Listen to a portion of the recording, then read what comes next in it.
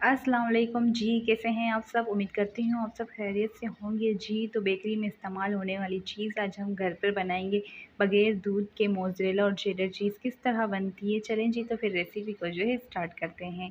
इधर एक कप में मैंने 1/3 कप जो है पानी ऐड किया है। 2 टेबल स्पून जो है मैंने इसमें साबूदाना ऐड किया है। इधर आप लोग देख सकते हैं, इसको मैंने ऐड करके फिर से जो है 20 से 25 मिनट के लिए साइड में रख दिया था कवर करके, ताकि ये अच्छे से गल जाए। इधर आप लोग देख सकते हैं 20 से 25 मिनट के बाद जो है इधर मैंने एक फ्राई पैन लिया है, जिसके अंदर मैंने ये ऐड की है। अब जो है हम इसे पकाएंगे। फ्लेम को जो है हमने लो रखना है।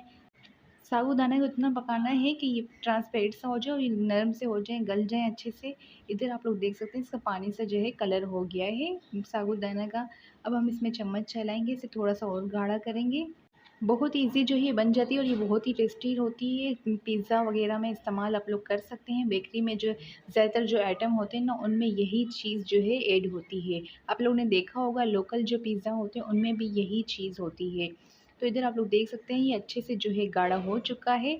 अब हम फ्लेम को ऑफ़ कर देंगे और इसे ठंडा करके जो है हमने मिक्सर जार में ऐड करना है और इसे जो है ग्राइंड करके इसे साइड में कर लेंगे। इधर जो है हमने फ्राई पैन में जो है 1 टीस्पून बटर ऐड किया है, 1 टेबल स्पून इसमें मैदा ऐड किया है। इसे जो है हमने पकाना है। इतना इसे पकाना है कि इसकी प्यारी सी खुशबू आने लगे, जले नहीं ये बिल्कुल भी। जो है इसे 1 से 2 मिनट लगेंगे इसे भूनने में। अपने बटर के साथ जो है मैदे को भूनना है। भूनने के बाद जो है इसमें हमने हाफ़ कप दूध ऐड किया है, थोड़ा-थोड़ा करके। आपने फ्लेम को ऑफ़ कर देना है, ताकि इसमें बिल्कुल भी गुठलियाँ ना बने, और इसे अच्छे से आपने जल्दी-जल्दी जो है मिक्स करना है। अगर फ्लेम ऑन होगा तो फिर से जो है गुठलियाँ बन जाती हैं, इसलिए जो है इस टाइम पे आपने फ्लेम को ऑफ़ कर देना है।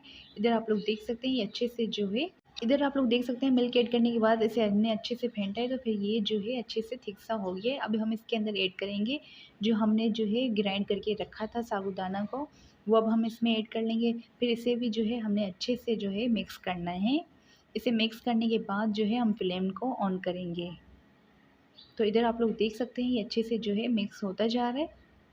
इसे अच्छे से मिक्स करने के बाद जो है फ्लेम हमने ऑन कर लिया है। तो इधर आप लोग देख सकते हैं 2 से 3 चुटकी जो है मैंने इसके अंदर सॉल्ट ऐड किया है। 2 से 3 चुटकी जो है मैंने इसमें कुटी हुई लाल मिर्च ऐड की है। 2 चुटकी इसमें मैंने ऑरिगेनो ऐड की है। तो अभी हम इसे अच्छे से मिक्स करेंगे। फिर मिक्स करने के बाद जो है हम इसे गाढ़ा होने तक पकाएंगे। 2 से 3 मिनट लगेंगे इसे गाढ़ा होने के लिए। तो आप लोग इधर देख सकते हैं ये अच्छे से गाढ़ा हो गया था, तो मैंने फ्लेम ऑफ कर दिया है।